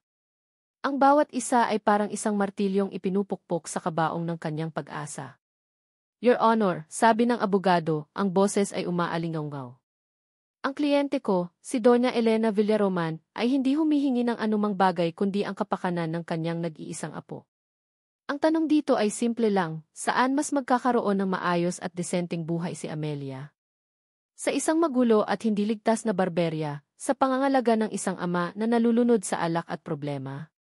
O sa isang marangyang tahanan, kung saan matutugunan ang lahat ng kanyang pangangailangan, sa ilalim ng pag-aaruga ng kanyang mapagmahal na lola? Napayuko si Atty. Reyes. Bumulong ito kay Marco. Marco, wala tayong panlaban dito. Masyadong matibay ang ebidensya nila ngayon. Alam ni Marco. Alam na alam niya. Nang siya na ang tinanong ng hukom, sinubukan niyang magpaliwanag. Sinabi niya ang tungkol sa kanyang pagmamahal kay Elia. Sinabi niyang nagkamali siya, pero nangako siyang magbabago. Ngunit ang kanyang mga salita ay tila walang bigat. Ang kanyang boses ay mahina kumpara sa dagundong ng mga kasinungalingan ng kabilang panig. Sa huli, nagsalita ang hukom. Ang kanyang mukha ay seryoso, walang emosyon. Pagkatapos suriin ang mga ebidensyang iprinisenta ng magkabilang panig, panimula ng hukom, ang bawat salita ay isang hakbang palapit sa kapahamakan. Ang korte ay nag-aalala sa kasalukuyang estado ng kapaligiran kung saan lumalaki ang bata. Para sa kapakanan ni Amelia Sandoval. Napapikit si Marco. Huwag po. Pakiusap. Ang korte ay naglalabas ng isang temporary custody order. Ang kustodya ni Amelia Sandoval ay pansamantalang ibinibigay sa kanyang lola, si Iris Elena Villaroman, habang nagsasagawa ng mas malalim na investigasyon ang FATI. Isang nakabibinging katahimikan. Pagkatapos ang tunog ng pagbagsak. Ang pagbagsak ng mundo ni Marco. Natapos ang pagdinig.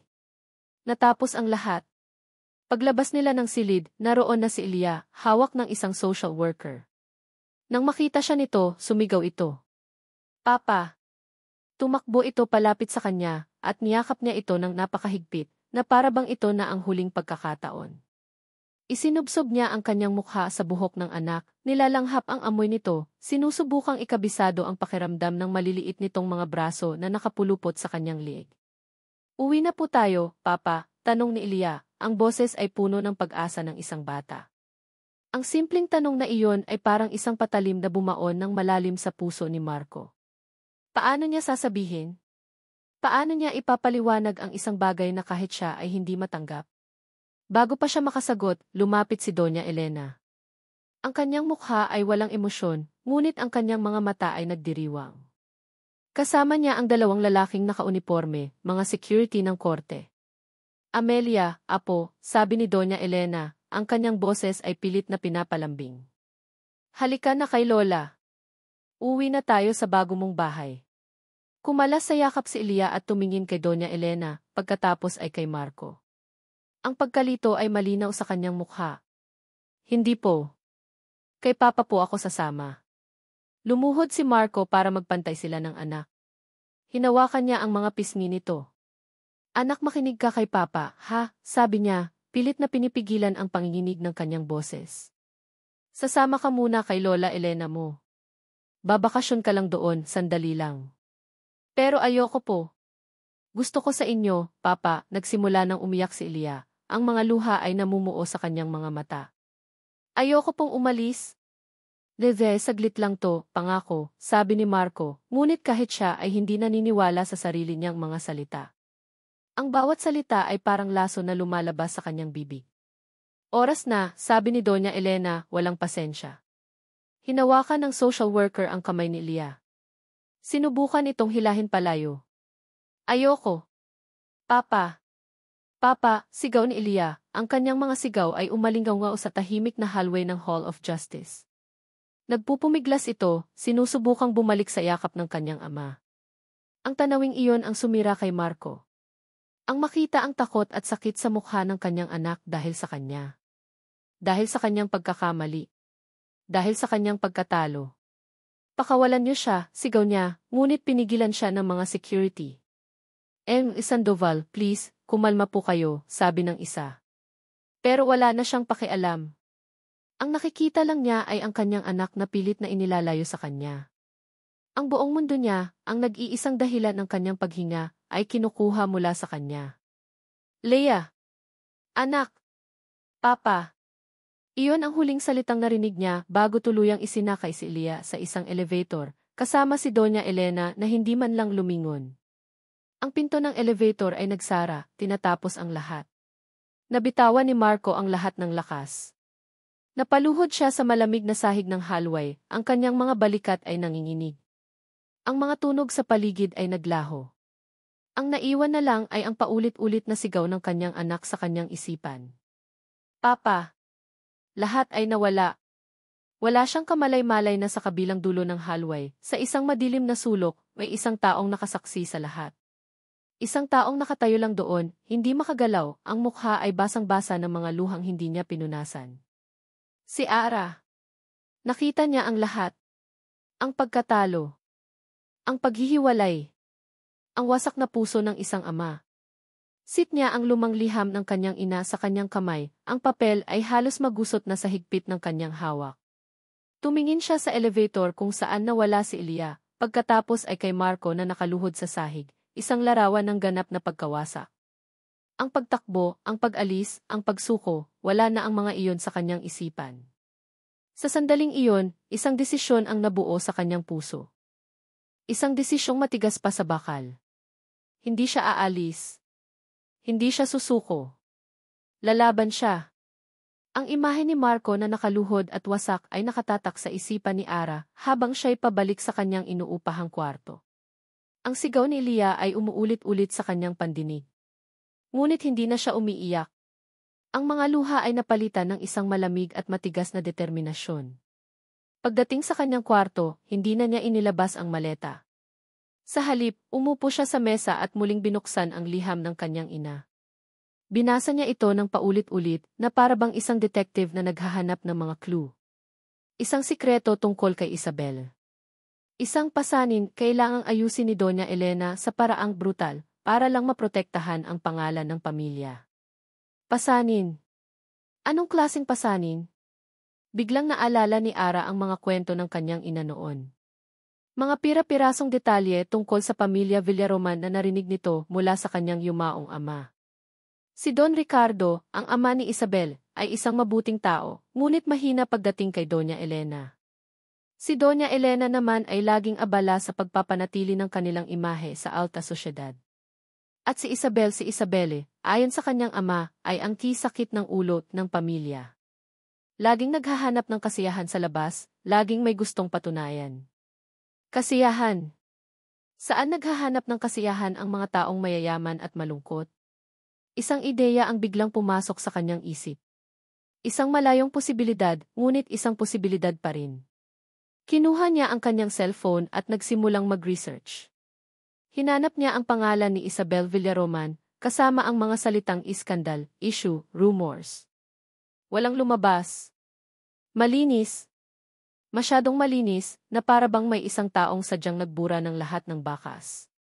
Pero hindi siya sumuko. Sinubukan niyang mag-isip tulad ng isang taong mayaman na naghahanap ng libangan. Mga party. Mga mamahaling club. At sugal. Iyon. Ang sugal ay isang pasanin. Isang adiksyon na kayang sirain kahit ang pinakamayamang pamilya. Muli siyang nag-research, ngunit sa pagkakataong ito, mas tiyak ang kanyang hinahanap.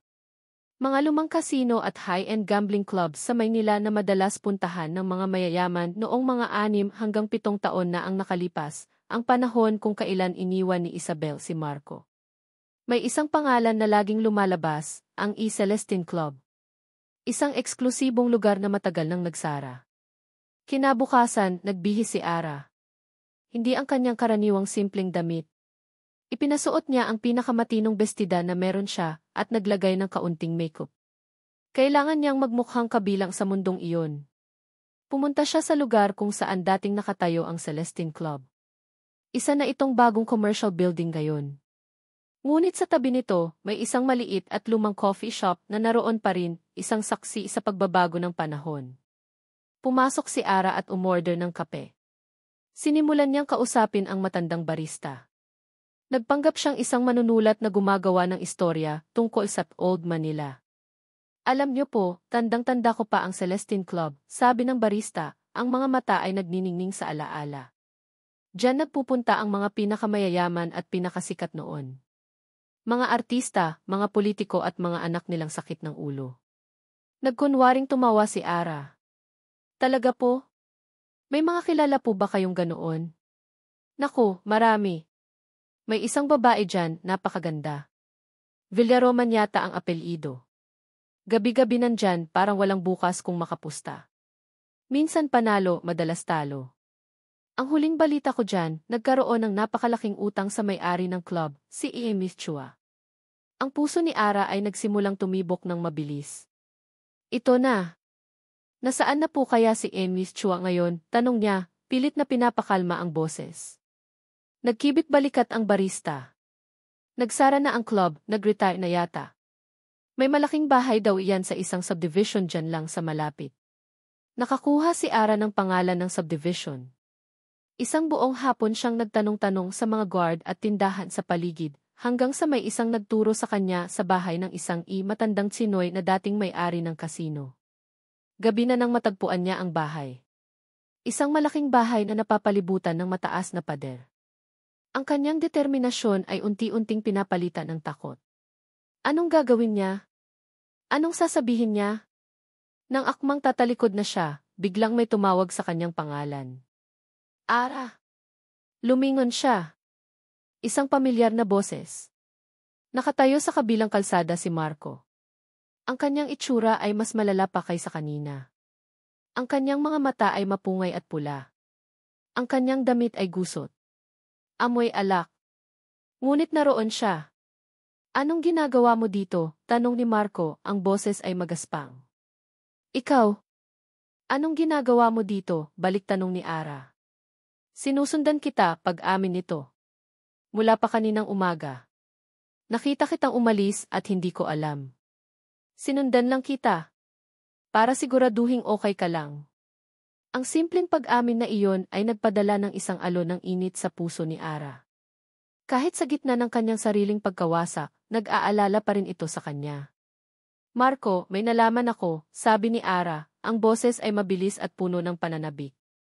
Tungkol kay Isabel. Tungkol sa isang utang. Ikinuwento niya ang lahat ng kanyang natuklasan. Ang Celestine Club. Ang malaking utang. Ang pangalan ni Miss Chua. Habang nagsasalita siya, unti-unting nawawala ang amoy ng alak kay Marco, napapalitan ng isang bagong pag-asa. Sa tingin mo posible kayang di? Hindi matapos ni Marco ang tanong. Posibleng hindi kanya iniwan pagtatapos ni Ara. Posibleng pinilit siyang umalis. Tumingin silang dalawa sa bahay ni Miss Chua. Hindi na ito isang bahay lang. Ito na ang susi. Paano natin siya makakausap? Tanong ni Marco. Hindi ko alam, pag-amin ni Ara. Pero dalawa na tayo ngayon. Sa unang pagkakataon mula noong araw ng pagsabog, tumingin si Marco kay Ara ng walang galit, ng walang pait. Ang nakikita na lang niya ay isang kakampi. Isang kasama sa laban. Humakbang si Ara palapit sa gate ng bahay ni Miss Chua. Huminga siya ng malalim, kinalma ang kanyang nanginginig na puso. Itinaas niya ang kanyang kamay. At kumatok. Ang tunog ng katok ni Ara sa bakal na gate ay umalingaw sa tahimik na gabi na para bang isang putok ng baril. Napigil ni Marco ang kanyang hininga. Walang umatrasan. Ito na iyon. Ilang sandali silang naghintay. Ang tanging maririnig lang ay ang tibok ng kanilang mga puso at ang huni ng mga kuliglig. Nang akala nila ay walang magbubukas, isang maliit na bintana sa gate ang bumukas. Isang pares ng nag-aalinlangang mga mata ang sumilip. Sino yan? Tanong ng isang garalgal na boses. Si Miss Chua po ba ang nandyan? Magalang na tanong ni Ara. May mahalaga lang po kaming itatanong tungkol kay Isabel Villaroman. Sa pagbanggit ng pangalang iyon, nanlaki ang mga mata sa bintana. Ang maliit na bintana ay nagsara, at pagkatapos ay narinig nila ang tunog ng pag-alis ng mga trangka. Dahan-dahang bumukas ang gate. Ang nagbukas ay isang matandang lalaki, marahil nasa 70 na, payat at medyo kuba na. Nakasuot ito ng simpleng sando at shorts. Malayo sa itsura ng isang dating kasino mogul. Pumasok kayo, sabi nito, ang boses ay mahina. Pumasok sila sa isang hardin na napabayaan na. Ang dating malaking bahay ay nagpapakita na ng mga senyales ng katandaan. Ipinaupo sila ni Miss Chua sa isang peres ng upuang yantok sa veranda. Isabel Villaroman, ulit ni Miss Chua, umupo sa tapat nila. Matagal ko nang hindi naririnig ang pangalang iyon. Bakit niyo siya hinahanap? Si Marco ang sumagot. Asawa ko po siya. Ama ako ng anak niya, sabi niya, ang bawat salita ay may bigat. Kailangan po naming malaman ang totoo. Tungkol sa utang niya sa inyo. Napabuntong hininga si Miss Chua, isang buntong hiningang puno ng mga lumang alaala. Ang babaeng iyon isang trahedya. Maganda, mayaman, pero may butas sa kaluluwa na sinusubukan niyang punan ng sugal. Nagkaroon siya ng malaking utang sa akin. Napakalaki. Magkano po? Tanong ni Ara. Milyon-milyon, sagot ni Miss Chua. Sapat para masira ang kahit sinong tao. Kinumpirma nito ang kanilang hinala. Ngunit may kulang pa. Anong nangyari? Tanong ni Marco. Paano niya nabayaran? Tumingin si Miss Chua sa malayo na para bang binabalikan ang isang eksena mula sa nakaraan. Isang gabi, dumating dito ang nanay niya. Si Doña Elena. Isang babaeng gawa sa yelo at bakal. Walang emosyon. Dala niya ang isang tseke. Naikuyom ni Marco ang kanyang mga kamao. Binayaran niya ang utang. Sabi ni Miss Chua. Pero may kondisyon. Ito na. Ang huling piraso ng puzzle. Parehong napasandal sina Marco at Ara, hinihintay ang kasunod. Sinabi niya sa akin na iyon na ang huling beses na tutulungan niya ang kanyang anak, pagpapatuloy ni Miss Chua. Kapalit ng perang iyon, kailangang mawala si Isabelle. Kailangan niyang lumayo sa pamilya niya, sa asawa niya, sa anak niya. Kailangan niyang pumunta sa ibang bansa at huwag nang bumalik. Isang kasunduan. Ibinenta ni Doña Elena ang kalayaan ng sarili niyang anak para lang maprotektahan ang pangalan ng kanilang pamilya. Ang katotohanan. Ang katotohanan ay mas masakit pa sa pagtataksil. Hindi siya iniwan ni Isabelle dahil sa ibang lalaki. Hindi siya iniwan dahil sa hirap. Iniwan siya nito dahil wala itong pagpipilian. Ipinagpalit siya. Ipinagpalit ang kanilang pamilya. Itinaboy. Isang halo ng galit at awa ang naramdaman ni Marco para kay Isabel. Ngunit ang lahat ng kanyang galit ay nakatuon ngayon sa isang tao lamang, kay Doña Elena. Nagpasalamat sila kay Miss Chua. Sa paglabas nila ng gate, ang gabi ay tila mas madilim, mas mabigat. Marco, sabi ni Ara, ang boses ay mahina. Okay ka lang? Yumiling si Marco. Hindi. Pero ngayon, alam ko na ang kailangan kong gawin. Hindi na sila umuwi. Diretso silang sumakay ng taxi patungo sa pinakasikat na subdivision sa buong Maynila. Ang kuta ng mga Villaroman. Nang makarating sila sa malaking gate ng mansyon, hinarang sila ng mga gwardya. Ngunit nagwala si Marco. Sumigaw siya. Nagbanta siyang gagawa ng eskandalo. Ang ingay ay umabot sa loob. Maya-maya ang intercom ay tumunog. Pinapapasok sila. Ang sala ng mga Villaroman ay parang isang museo. Malawak, malamig at walang buhay. Sa gitna nito, nakaupo si Doña Elena sa isang silyang parang trono, umiinom ng tsaa. Anong kabaliwan ito? Tanong niya, ang boses ay kalmado ngunit may pahiwatig ng inis. Tapos na ang laro, Doña Elena, sabi ni Marco, ang boses ay nanginginig sa galit. Alam na namin. Alam ang ano? Alam na namin ang ginawa niyo kay Isabel, sigaw ni Ara, hindi na napigilan ang sarili. Alam na namin na binayaran niyo ang utang niya para lang itaboy siya palayo. Ang mukha ni Doña Elena ay nagbago. Sa isang saglit, nakita ni Marco ang isang kislap ng gulat. Ng takot. Ngunit mabilis niya itong tinakpan ng karaniwang maskara ng pagiging arogante. Wala kayong pruweba, sabi niya. Kausap namin si Miss Chua, sabi ni Marco, humahakbang palapit. Handa siyang tumestigo. Handang sabihin sa korte na pinilit mong sirain ang pamilya ko. Nakinuha mo ang ina ng anak ko. Hindi niya kami iniwan, itinaboy niyo siya, dagdag ni Ara, ang kanyang mga mata ay nag-aapoy.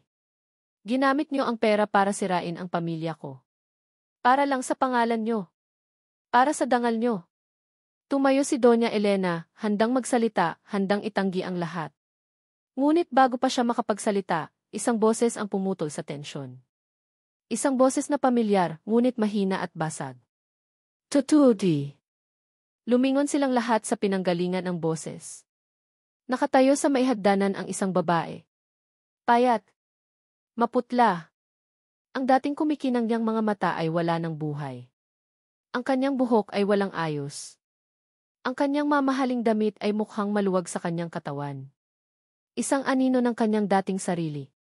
Totoo ang lahat ng sinabi niya. Si Isabel. Natahimik ang buong mansyon.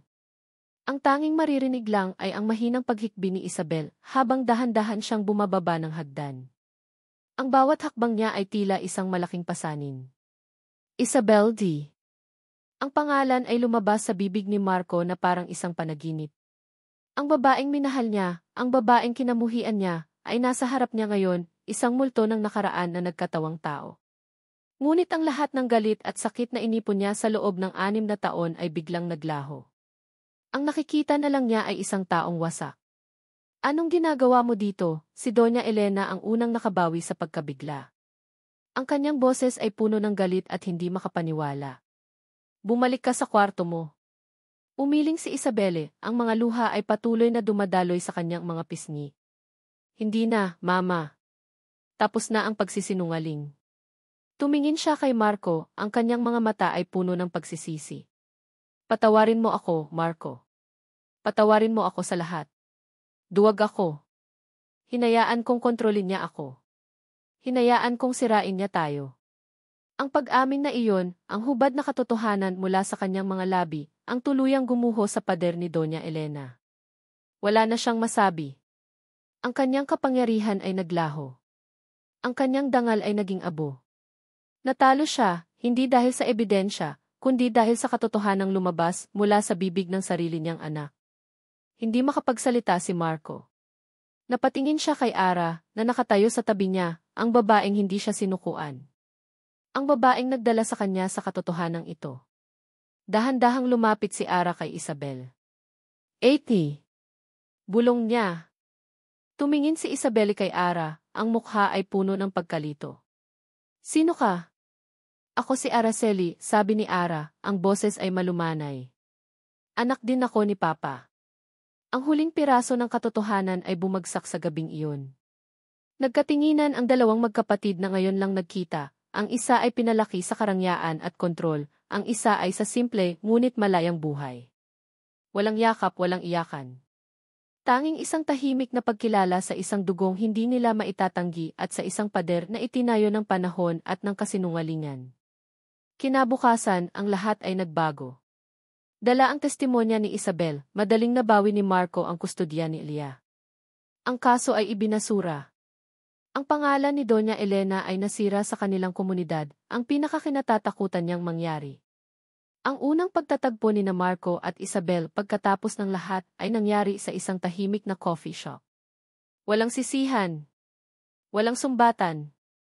Hindi kita mapapatawad sa pag-iwan mo sa amin, Isabel, sabi ni Marco, ang boses ay kalmado na. Pero ngayon, naiintindihan ko na. At para doon, pinapalaya na kita sa konsensya mo. Maging maayos ka. Tumango lang si Isabelle, isang maliit na ngiti ng pasasalamat ang sumilay sa kanyang labi. Iyon na ang kanilang paalam. Ang pagbabalik ni Elias sa guhit at gupit ay parang isang pista. Ang buong kapitbahayan ay nagdiwang. Ang barbershop ay muling napuno ng tawanan at buhay. Isang hapon, habang naglalaro si Elias sa labas, nilapitan ni Marco si Ara na abala sa pag-aayos ng mga gamit. Ara, sabi niya. Lumingon ito. Sir Marco. Huwag mo na akong tawaging sir, sabi ni Marco, isang maliit na ngiti ang nasa kanyang labi. Hinawakan niya ang kamay nito. Sa pagkakataong ito, hindi na desperado. Mahinahon. Puno ng katiyakan. Salamat sa lahat. Iniligtas mo kami. Iniligtas mo ako. Ginawa ko lang po ang tama, sagot ni Ara. May isa pa akong gustong sabihin, sabi ni Marco, huminga ng malalim. Ang nararamdaman ko para sa'yo totoo yun. Noon pa man. At totoo pa rin hanggang ngayon. Kung papayag ka, gusto kong subukan ulit. Sa tamang paraan. Walang sikreto, walang kasinungalingan. Ang mga mata ni Ara ay napuno ng luha, ngunit sa pagkakataong ito, mga luha ng kaligayahan. Tumango siya, hindi makapagsalita. At sa gitna ng barbershop na naging saksi sa kanilang sakit at pag-asa, sa wakas ay naglapat ang kanilang mga labi. Isang halik na matagal nang dapat nangyari. Isang halik na nagpapatunay na ang pag-ibig ay kayang maghilom ng kahit anong sugat.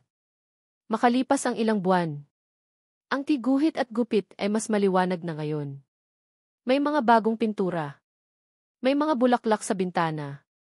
Sa pinakatanging pwesto sa pader, nakasabit ang isang malaking larawan, ang drawing ni Elia na ginawa ni Ara. Ang frame nito ay bago at buo na. Abala si Marco sa paggupit sa isang customer. Si Elia ay abala sa pagguhit sa isang maliit na mesa sa sulok. At si Ara, nakatayo sa tabi ng counter, ang tiyan ay medyo malaki na. Hinahaplos ito habang nakangiting pinapanood ang mag-ama. Papa, Tita Ara, tingnan nyo, sigaw ni Elia, ipinapakita ang kanyang bagong drawing. 3 stick figures. Isang malaking lalaki, isang babae na may malaking tiyan, at isang maliit na bata sa gitna. Magkakahawak kamay silang lahat. Nagkatinginan sina Marco at Ara, ang kanilang mga mata ay puno ng pagmamahal. Ito ang kanilang pamilya. Hindi perpekto. Hindi binuo ng dugo at tradisyon. Ito ay isang pamilyang pinili. Isang pamilyang binuo ng pagpapatawad, ng pag-asa, at ng isang pag-ibig na mas matibay pa sa anumang kasinungalingan. Habang nagkakatuwaan sila, dumating ang isang sulat. Galing ito sa isang rehabilitation center sa probinsya. Sulat kamay ni Isabel. Binuksan ito ni Ara at binasa ng tahimik. Isang maikling liham ng pasasalamat at pag-asa para sa isang bagong simula. Napangiti si Ara. Itinupi niya ang sulat at inilagay sa kanyang bulsa. Ang nakaraan ay nasa likod na nila. Ang mahalaga ay ang ngayon at ang kinabukasan na sabay-sabay nilang haharapin. At dito nagtatapos ang kwento ni na Marco, Ara at Leah. Maraming salamat, mga minamahal naming tagapakinig, sa inyong walang sawang pagsubaybay at pakikipaglakbay sa bawat kabanata ng kanilang buhay. Ang pagsulat ng kwentong ito ay isang paglalakbay din para sa akin, isang paglalakbay na puno ng sakit, pag-asa, at sa huli, ng matamis na tagumpay ng pag-ibig. Sa bawat salitang aking isinusulat, nararamdaman ko ang bigat ng pasa ni Marco, ang tapang na unti-unting nabubuo sa puso ni Ara, at ang walang malay na pag-asa sa mga mata ni Elia. Nais kong ibahagi sa inyo, sa pamamagitan ng kanilang kwento, ang isang mensahe na malapit sa aking puso, na ang tunay na pamilya ay hindi laging nasusukat sa dugo.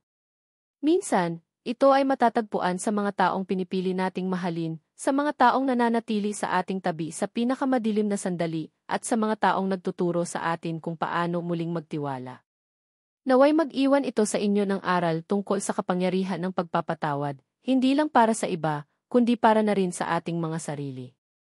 At naway ipaalala nito sa atin na kahit sa gitna ng pinakamatinding unos, laging may pag-asang naghihintay, laging may pag-ibig na handang sumagip.